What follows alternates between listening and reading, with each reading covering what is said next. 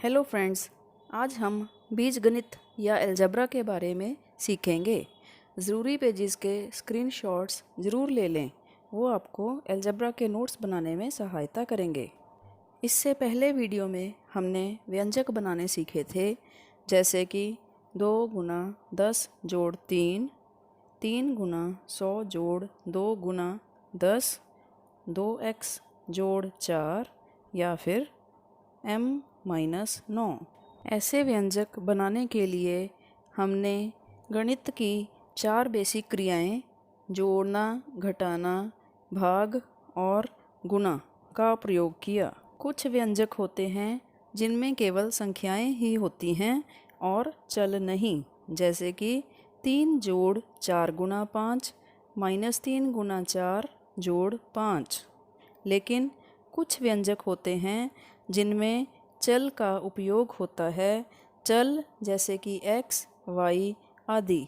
यहाँ कुछ व्यंजक दिए गए हैं। 2n x + 10 y - 3। इनको भी हमने गणित की बेसिक क्रियाएं यूज़ करके लिखा है, जैसे कि x + 10 में क्रिया यूज़ हो रही है जोड़ की। हमें याद है कि चल का कोई निश्चित मूल्य नहीं होता, बल्कि इसकी कीमत बदल सकती है। अगर हमारे पास एक संख्यात्मक व्यंजक है तो हम उसे क्रियाएं लगाकर हल कर सकते हैं, जैसे कि 2 गुना 3 जोड़ 5। इसे हम बड़ी आसानी से हल करके इसका एक उत्तर निकाल सकते हैं। 2 गुना 3 हुआ 6 + 5, 6 + 5 11। लेकिन अगर हम 3 को रिप्लेस कर दें x से, मीन्स 2x + 5, तो अब इस व्यंजक का हल निकालना संभव नहीं है जब तक कि x की कोई निश्चित कीमत ना हो। मीन्स जब हम x को कीमत देते हैं 3, तो हमारे पास इस व्यंजक का हल बन जाएगा 2 गुना 3 + 5 = 6 + 5 = 11। यहाँ हमारे पास कुछ व्यंजक दिए गए हैं जिनकी क्रियाएं हम देखते हैं। व्यंजक y जोड़ 5 बनता है y में 5 जोड़ने से। व्यंजक 10a बना 10 को a के साथ गुना करने पर। यहाँ गुना की क्रिया हो रही है। -5q व्यंजक बनता है q को जब हम -5 के साथ गुणा करते हैं। सिमिलरली x/3 व्यंजक बनता है x को 3 के साथ भाग करने पर। इसके विपरीत हम निर्देशों से भी व्यंजक बनाते हैं, जैसे कि यहाँ कुछ एग्जाम्पल्स हैं। z में से 12 घटाना, मीन्स व्यंजक बना z - 12 12। नेक्स्ट है y को 8 के साथ भाग देना, तो भाग को हम बटा बनाकर लिखते हैं, इसलिए व्यंजक होगा y/8। साथियों, यहाँ याद रखना होगा कि हमें भाग का चिन्ह नहीं लिखना है, केवल बटा बनाना है। अगला है y को 10 के साथ गुणा करना, फिर गुणनफल को 7 में जोड़ना। तो पहले y को 10 के साथ गुणा किया 10y, फिर उसमें जोड़ा 7, व्यंजक बना 10y + 7। क्या आपको यहाँ तक वीडियो समझ आ गया है? आइए कुछ टेस्ट करते हैं। सबसे पहले इस पेज का स्क्रीनशॉट ले लीजिए। अब आप ये आंसर खुद ढूंढने की कोशिश करें और अपने आंसर्स को कमेंट बॉक्स में डालें। तो क्या आपने अपने सही आंसर्स कमेंट बॉक्स में डाल दिए हैं? आइए चेक करते हैं। तो हमें पूछे गए हैं केवल संख्या वाले व्यंजक। तो ऐसे व्यंजक जिनमें कोई चल का उपयोग हुआ है वो हमारे उत्तर में नहीं आएंगे। यहाँ पर a व्यंजक में चल y का उपयोग हुआ है, व्यंजक b में z का और e व्यंजक में x का उपयोग हुआ है। इट मीन्स ये तीनों व्यंजक हमारे उत्तर में नहीं होंगे। तो हमारा करेक्ट उत्तर, जो सही उत्तर है केवल संख्या वाले व्यंजक, वो उत्तर होगा आंसर C और D। क्या आपने कमेंट बॉक्स में यही उत्तर भेजे थे? आइए साथियों, अब हम व्यंजकों के अगले पैटर्न के सम्स करते हैं। क्वेश्चन है, निम्नलिखित व्यंजनों में की गई क्रियाएं बताएं। सबसे पहले इस पेज का स्क्रीनशॉट ले लीजिए और उत्तर को स्वयं सॉल्व करने की कोशिश करें। सही उत्तर को कमेंट बॉक्स में ज़रूर डालें। तो आइए अब हम सही उत्तर डिस्कस करते हैं। फर्स्ट क्वेश्चन है 7m। यहाँ पर गुणा की क्रिया हो रही है। y/17 में भाग हो रहा है। भाग की क्रिया 2y + 17 में दो क्रियाएं हो रही हैं। 2y के दरमियान गुणा की क्रिया, फिर 2y और 17 के बीच में जोड़ की क्रिया हो रही है। नेक्स्ट है साथियों कि हमें स्थिति दी हुई है और व्यंजक खुद बनाने हैं। नंबर 1, p में 7 जोड़ना मीन्स यहाँ व्यंजक बन जाएगा p + 7। नेक्स्ट है p को 7 से भाग करना, तो व्यंजक होगा p/7। तो दोबारा फिर यहाँ पर भाग का चिन्ह डालने की ज़रूरत नहीं है, सिर्फ बटा बनाकर हमें 7 लिखना है।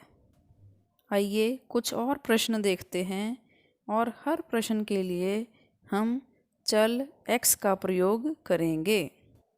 सरिता के पास यदि अमीना से 10 कंचे ज़्यादा हैं तो व्यंजक बनेगा ज़्यादा के लिए प्लस x + 10।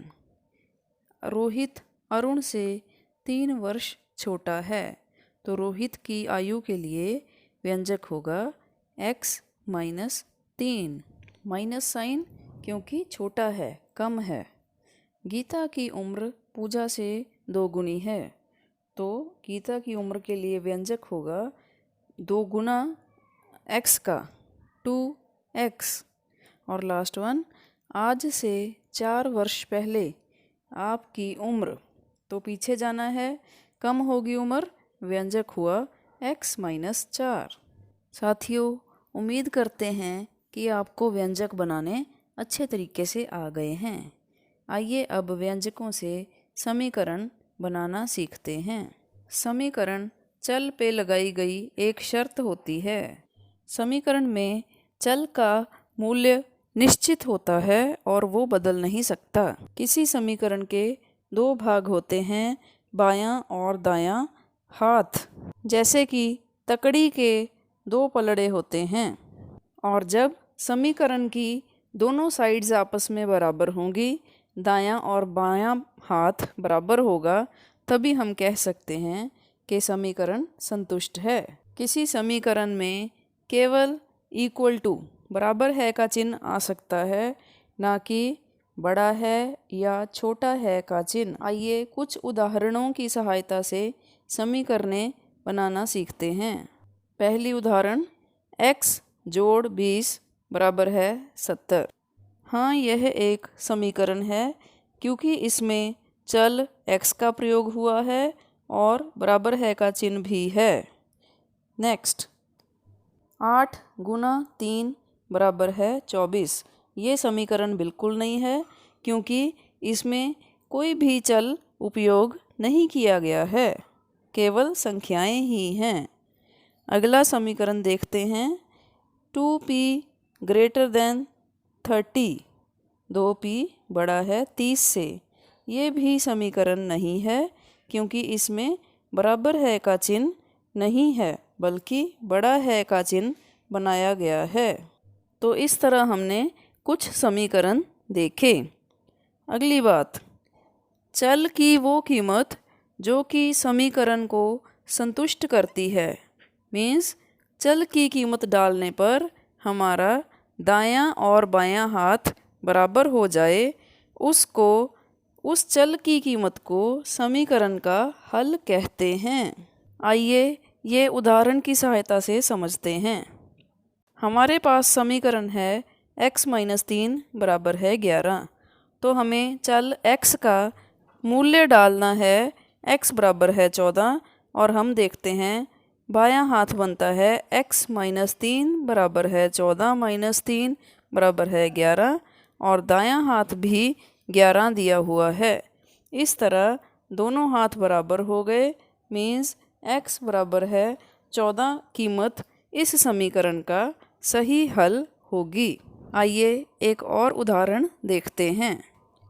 इस समीकरण में दायां हाथ और बायां हाथ बराबर रखने के लिए x की कीमत हमें सोचनी है। अब 10 में हम क्या और ऐड करें कि 30 बन जाए?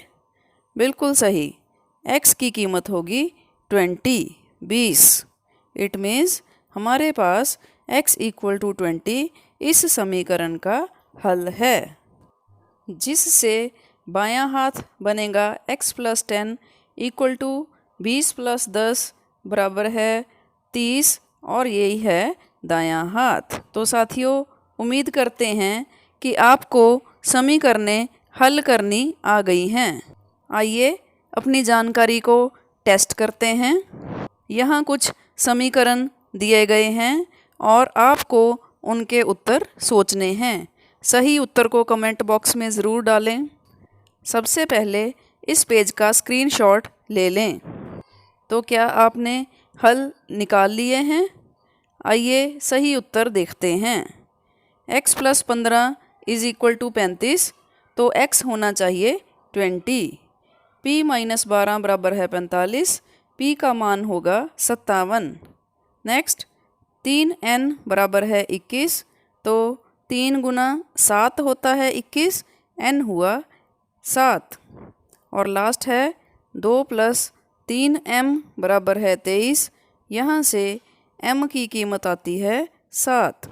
समीकरण को हल करने की इस विधि का नाम है कोशिश और भूल विधि। अगले वीडियोज़ में हम समीकरणों के बारे में और भी जानकारी हासिल करेंगे।